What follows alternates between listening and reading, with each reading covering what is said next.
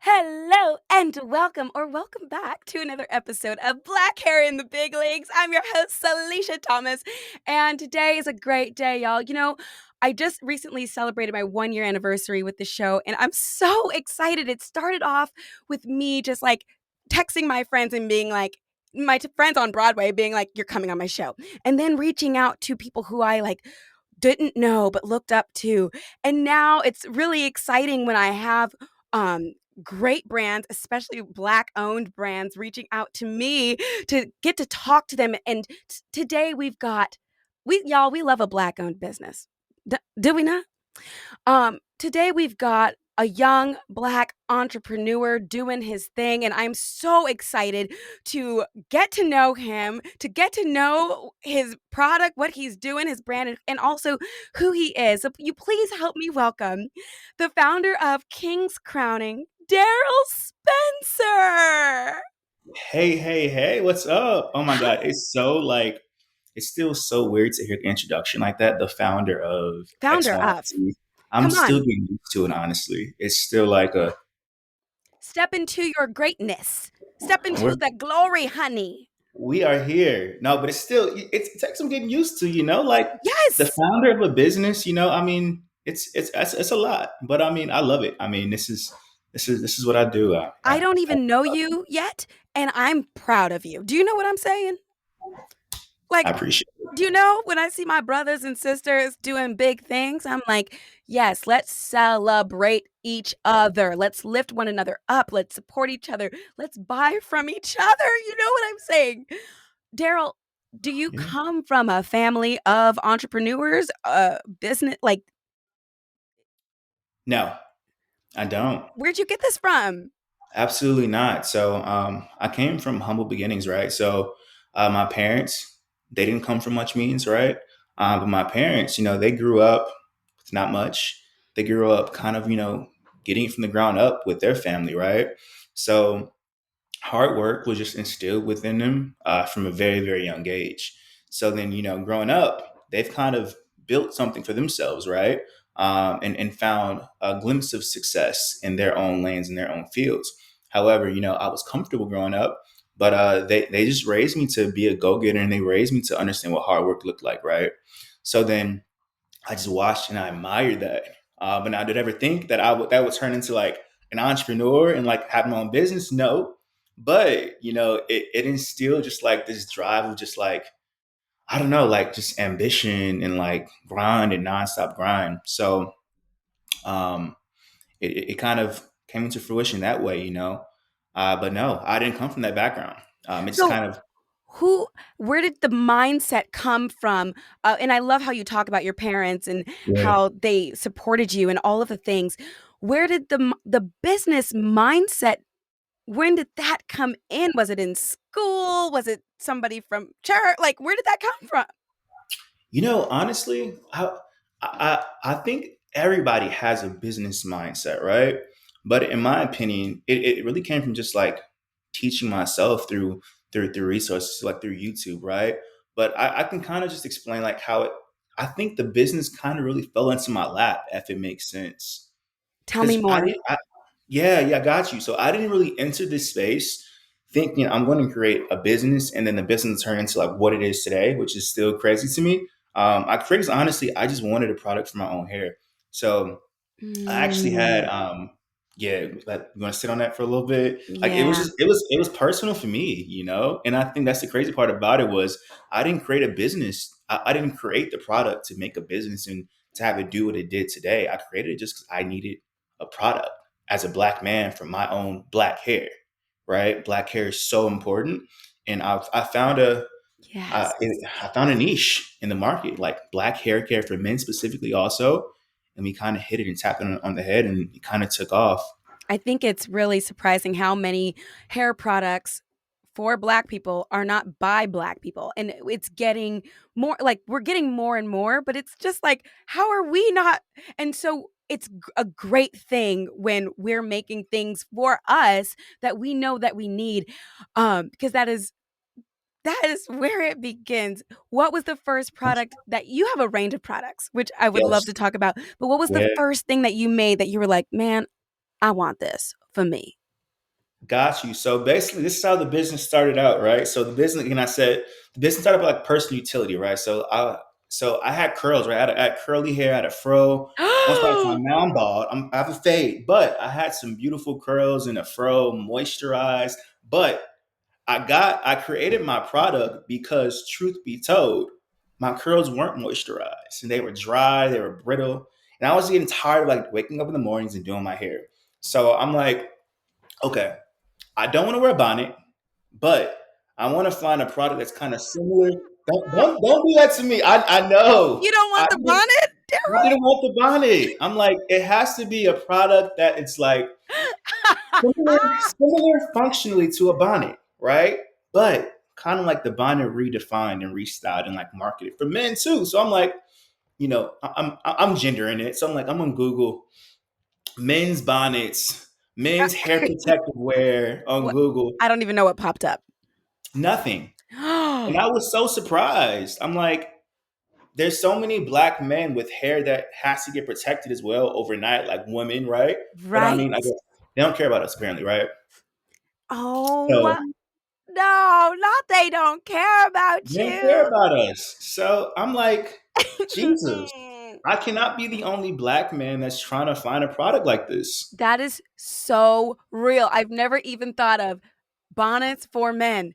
That thought's never crossed my mind. I'm always just like, obviously, guys wear do-rags, but what happens if they've got as much hair as I do? Like, what what do you And do? that was a dilemma, right? They were like, well, you can just wear a do rag, and I'm like, but there's so many other men that has hair like you, right? Big curls, and it's like if they wear a do rag, it's gonna compress and Uh, push right. down their hair and mat it down. So I'm like, all right, Right. cool. I'm like, I think I have something. So Interesting. Wait, I'm yeah, so sorry. So can we just like pause for a second? You had a head full of curls. When was this? Where did they go? First of all, your fade, it looks real good. It looks all nice and edged up. I see you. I see a little wave up in it. And we'll get to that as well. But where did your curls go? Tell me more, please. so I had the curls. I did it. But I was tired of like the morning maintenance. I was Mm. tired of it, right? Because I wasn't wearing a bonnet or anything to protect it. So I had just hair nightmares She every was morning, dry. right? She was It was dry. dry, it was brittle. It was too much. And I didn't want to walk around just without my hair being maintained and kept. So I got tired of it, right? And that was before I actually produced the product. But I wanted to find a product to keep my hair. And then I cut it because I was just tired of the maintenance. But then shortly after that, King's Crowning kind of got birthed and kind of went up from there. Before you cut your hair, how long did you have long hair? Oh my God! So honestly, I've had curls and fades on and off probably since beginning of high school. I would uh, Okay. I would do curls for a few years, cut them off, miss them, grow my hair out again, cut it off, miss them. And I would go back and forth, back and forth. So honestly, I love my look with my curls, but also I love a good clean look too, which is the clean fade. So I would miss both, and I was kind of like I would just undulate and just kind of go based off of my mood. So, how did you go from, and this is like a technical question maybe, Yeah. how did you go from making bonnets for men into like shampoo? Like you have shampoos, right? And conditioner and like, Yeah, so which is funny because we just released it Sunday, which is super exciting. oh, Yeah, thank congratulations. you, I thank hope you. that you will be sending me products so that I can try them. I got you. We'll get you some. You got me? Do you I'm on it got right me? now. I got you. We'll get you some. We got some leave-in conditioner. We got conditioner, shampoo, and oil. So we got you on all of them. I want all the good stuff. I want the best sellers. I want the stuff that you're like, oh, no one's really tried this one yet. Um, I is your shampoo like that line? Is it for? This is a weird question. I don't even know if this is a Yeah. valid. Is it also for women? Can I use it, or is it just for the guys? Is your stuff just for the It's guys? no. So honestly, all my products they're all gender neutral, right? So men and women can wear them and use the products. However, um, I I marketed the products towards men from so men can feel comfortable Yeah. purchasing and taking care of their hair because Mhm. we're in a day and age where just things are just so gendered. So like typically nowadays, men, they want things that's specific to them, right? So I entered the business trying to cater to that male demographic of like hair care, right? Because as you probably know too, like men, like that men's hair care space is very quiet kept, where you don't discuss it much. Base, Yeah. and we know because also there was no like male bonnets, so it's just like it's a very quiet kept space. Right. Well, how did you like, I'm trying to actually figure out Yeah, how, like, because here's my thing. I'm like, yeah. as a Black woman who is starting her own things, I'm like, my mind is going a million miles a minute, but I get stuck up on, well, I don't know how to do that. I don't know how to do that. Where do I begin? And so for the people listening who either want your products or are thinking about starting their own business or whatever, like, when it came to, what about the chemistry aspect of actually putting this product that you're going to put in your hair? How do you learn how to do that, Darrell? Do you So just I'll tell you this: the entire process, the hardest part about this entire just King's crowning journey was starting. Right? I always tell because I get a lot of newly found entrepreneurs and like founders that come to me for advice and how to get their business on the ground up, right? And I always tell them, right, the hardest part is just starting, and then everything else is easier after that, right? So once you, because I think there's this confidence barrier that has to be broken, like in the entrepreneurship realm, right? Whereas like once you get your foot in the door, you break down that barrier and that wall, and you see your dreams, your business come to fruition. You see sales, you see things coming into motion. You start to feel a sense of um, um, you feel just a confidence and pride in you and your capabilities and like what you can do, right? Then what you can put out in the world. So, and then at that point, you're just yearning for resources. And you're just yearning to figure out what can I do next, and then you just go after it and you go after and do it, right? So basically, I know that in wow. order to create a hair care line, you have to find manufacturers.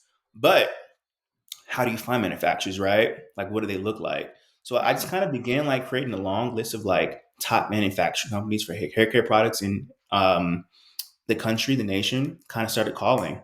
Then I did consultations, hopped on the phone, um, asked for samples of their products. And we just kind of like worked and Wow. grinded for a year, building Wait, out just some strong, solid products. wait, so you did all this in a year? Yeah, a year. No. Yeah, No way. yeah, I know it's crazy, A right? But year? we're moving so fast. So look, right? So when I first released the crowns, right? So we call our satin line caps that you can wear at night and on the go.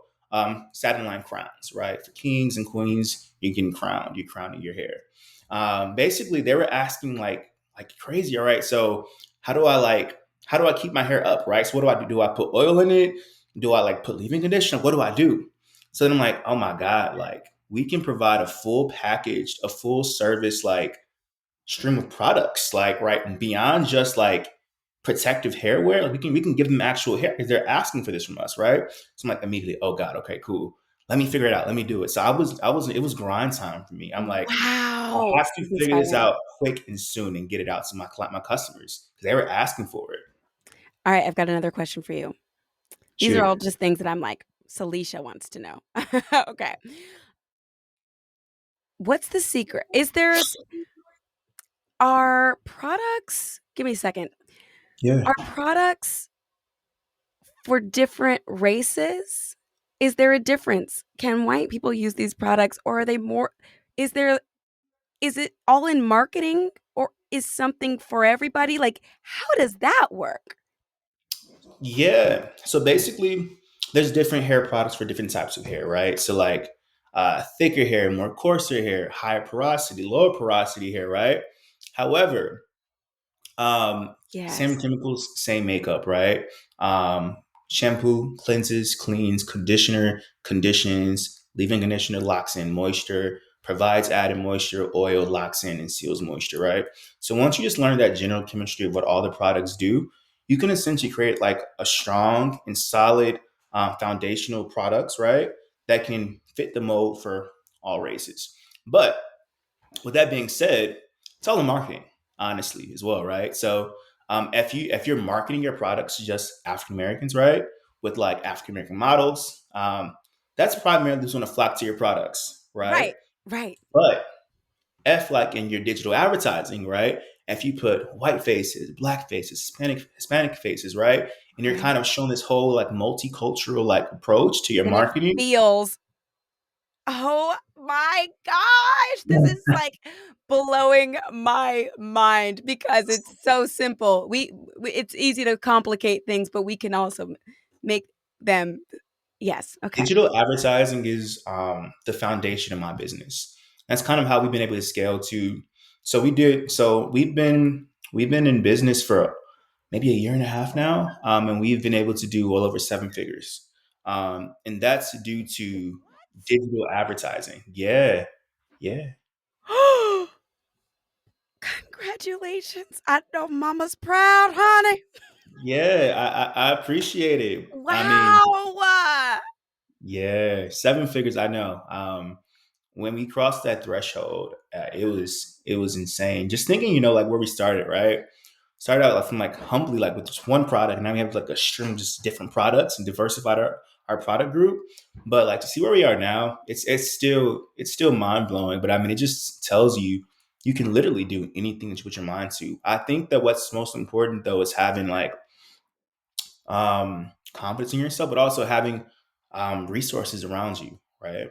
Because also, Yes. I tap into YouTube, but also I did have a few people that were in that space I can talk to, reach out to, Right. learn and listen to. So I think like spaces like this, black faces, where like you can Yeah. you can look up to it, right, and see Darrell and relate, or see Salisha, right, and relate and like say, wow, I can do this. Yeah. Um, this is Yes. how it can be done. Oh, okay. So I'd like to ask you about your own personal opinions on what do you think a what does it mean to be a black man at this time in our country and how you present to the world? Yeah. So I can tell you, I can be completely candid to you. When I was younger, growing up, I did not step into my blackness. Because I grew up in a society where my blackness was Mushed. it was weaponized. It was mushy. People didn't hate. They didn't like it. Right? It was weaponized. So I Yes. grew up. I know. I grew up. I did not like it, honestly, and I think that people can relate to that experience, right? And it Yeah. wasn't until I went to college and went to a PWI, and I was just completely surrounded by just only white people, right? Um, which is some people's experience of going to PWIs, right? Where you can be probably one of the few black people on campus. That's when I really kind of stepped into my blackness and became like boldly and confidently black in Darrell. Time out. What for clarification, what's a PWI? A predominantly white institution, so a college, right? Yep. So we call them PWI, so predominantly white institution. So I went to a private college where the predominant student body was white, and I was probably one of maybe 10, 20 black students on campus. And that's when you stepped into your blackness? Absolutely. Oh my god. In that moment, I was, I don't know, I felt so marginalized, but then I also felt like such an obligation and duty to really like serve my community because it was just like so, it was so small on that campus, right? And there was no black voice and there's no Wow. black voices. So I think so this is so crazy. I feel like now that I'm kind of like, I never actually like said this story back and kind of thought about it. But I think college and like that moment was a point in which I kind of like stepped into who Daryl is. And I Mm. think that experience really molded me into who I am today, honestly. To be Wow. confidently me, boldly me. I'm gonna let you continue on with your answer, but I just wanna say, like, that's really inspiring. I would think that it would be easier for it to be the opposite. If you're surrounded by nothing but white people, it's easier to just, like, fit in with who you're surrounded by, and you did the exact opposite. You're like, "Oh, well, let me just be me." Man, there was no student advocates for like black voices on campus, and it was just it was so defeating. You know, there were so many the black morale on campus was just so low, and I feel like there wasn't one leader who wanted to step up and kind of boost the morale. So you know, I went to SGA, became in like our exec board. I began building bonds with our president on campus. I became like making movements and strides and really Where like building like where did that confidence in who you are come yeah, from? Did it just drop into your lap, or did somebody inspire you? Did something happen in the media? Like, you where know. did it come from? Have you ever heard of the phrase like when you're kind of just thrown into the fire, you kind of just you come out rising?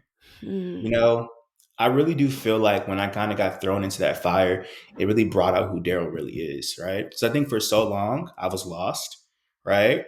I didn't know who Daryl authentically was, and I think when I got pushed into a situation where I had to find Daryl, that's Mm. when I really uncovered and unraveled who I am. And literally from that point on, you couldn't stop me. That it I was game over. I'm loving this, and I can absolutely relate, like, growing up, and it wasn't said like this, but it was definitely like,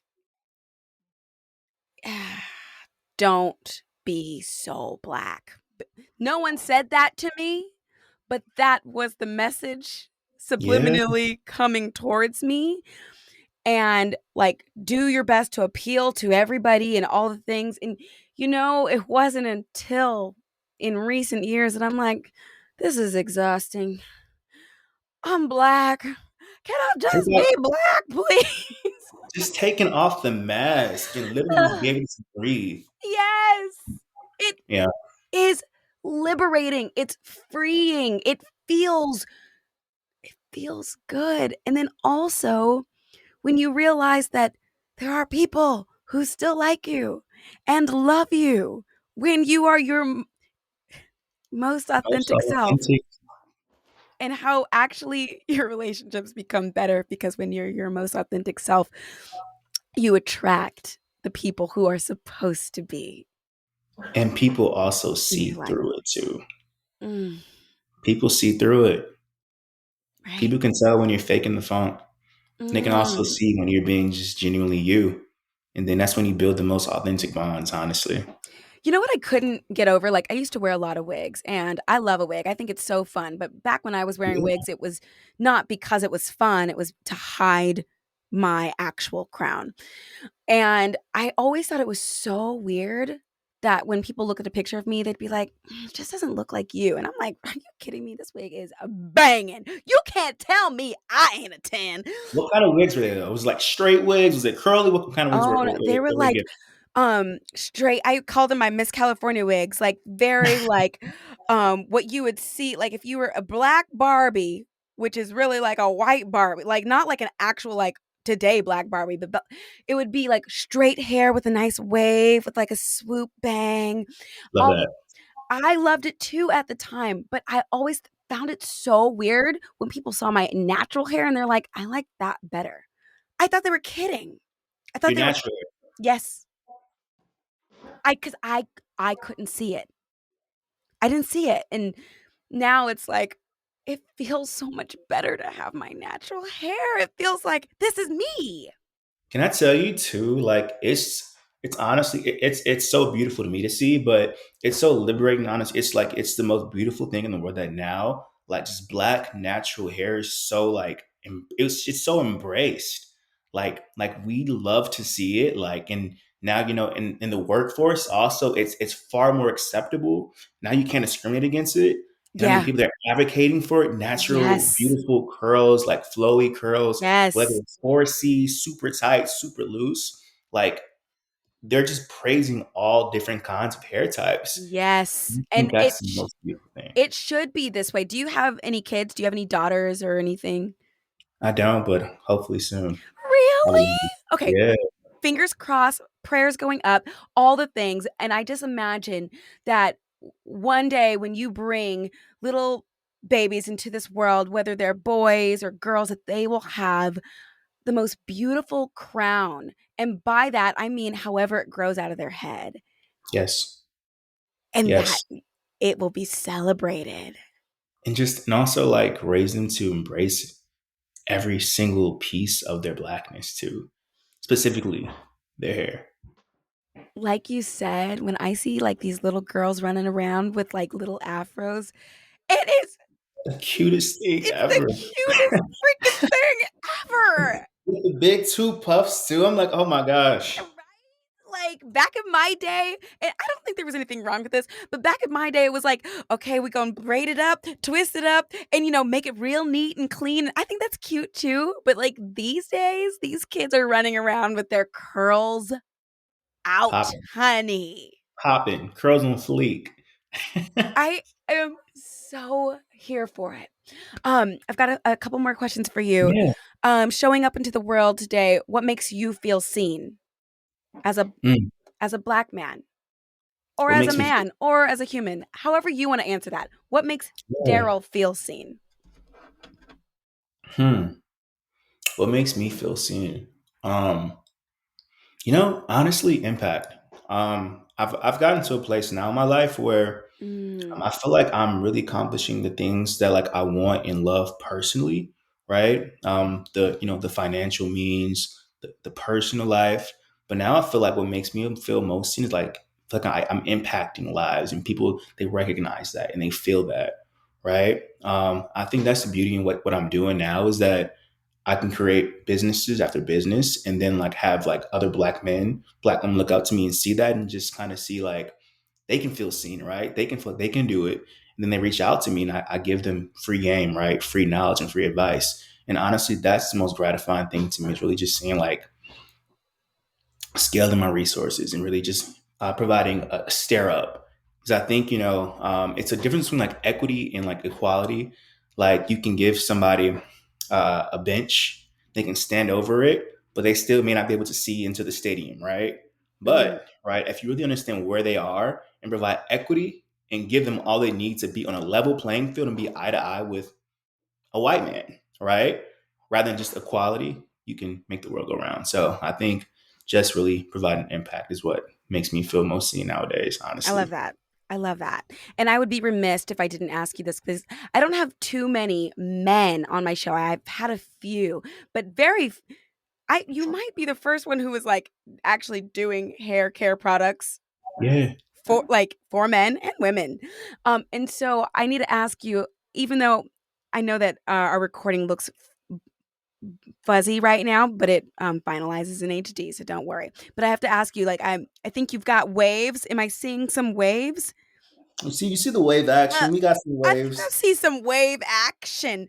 How do you get that look for my men who are listening in, who want Absolutely. to So know? basically, shampoo, condition. Okay. Then I condition in the shower. Then I brush my waves in the shower and brush the conditioner out essentially. And then I use a cocoa butter shea butter moisturizer that I have. Then I apply it in my hair. Then I use King's Crowning oil Uh-oh. Okay. paired with King's Crowning leave-in conditioner. Right. So put in moisture and then seal it with the oil. Brush it. Throw your do rag on. Wake up, and your waves should be there. And we also sell do rags on our site if you want. If you got waves and you want a do rag too. Is the magic in the do-rag or is it in how you put the product in? Where's the It's a magic bit of happen? both, right? So the initial process, right, of like how you kind of like care for the waves and like put the waves in. So waves need like water and they need tons of moisture. And then basically you brush in the waves. So with moisture and water, waves will begin to naturally appear. Don't you know how, say for instance, when you take your hair down, right? Then you may throw your water in, then apply your product, then you start Mhm. to see like your curls start to form. Come on. That's waves. Oh. That's waves for sure. So it's the same exact process. You apply water in your hair, then you apply the Oh. product, then you brush down on your hair, and then the waves start to come in and flow. And you got a little ocean going on, Come on, you and better then be educating me, honey. I'm okay. So I'm so so then here for The do-rag comes on, then that's the compression part. So compression is very important. So then you compress it with your do-rag, and then you wake up, pull your do-rag off, and your hair is nice and laid, and then you got the waves in. What's your favorite product that you've made? Oh, you know what? My most favorite right now is my satin line brimless hat. So Oh, basically, brimless hats are like the trend right now, right? So like the hat where there's no brim, just kind of like a real nice brimless look. Basically, I created a suede brimless hat with satin on the inside. So basically, if you have curls, you got waves, rather than having cotton in your hat, which most hats have. And I create products that has satin on the inside. So I created satin line baseball hats for men and women, satin line brimless hats, all kinds of satin line products to avoid your hair from being damaged, losing moisture because of the cotton in most of your hats. So the brimless hat, right, that has satin on the inside, super love trendy this. right now, suede, and honestly, it looks good with any fit. Honestly, What happens if a white person puts on something satin lined? Do you know? And I'm asking, I've asked a few questions about white people because my boyfriend's white, and I'm like, can he use any of yeah, these products? It's literally in the back of my head, just absolutely, selfishly. But what happens? yes, absolutely. I mean, all hair types, right, can get dry and brittle, right? And then I think that all hair types need added and locked in moisture, right? So no matter if it's you have straight, smooth hair, curlier hair, moisture is moisture, right? So then no matter the race, no matter your hair type, your hair will still need moisture, and you get that from shampoo, conditioner. We get that from your conditioner, your leave-in conditioner, and your oils, right? So white or black, you use shampoo and conditioner, or just conditioner or shampoo. But your hair needs that moisture. So when you wear a satin line hat or a brimless hat, your hair will stay intact. But also, truth be told, right? If your boyfriend who's white styles his hair and he doesn't want to mess it up, he can throw in a satin line hat, and then a satin line hat keeps your hair intact and in place. I'm But so here for this. but if you wear a hat with cotton on the inside, which all hats have, it'll pull, it'll tug your hair, it'll move it apart, and your hair will literally lose its style. So we just kind of create products that allow men and women to not sacrifice style with healthy hair. Oh, I'm so here for this.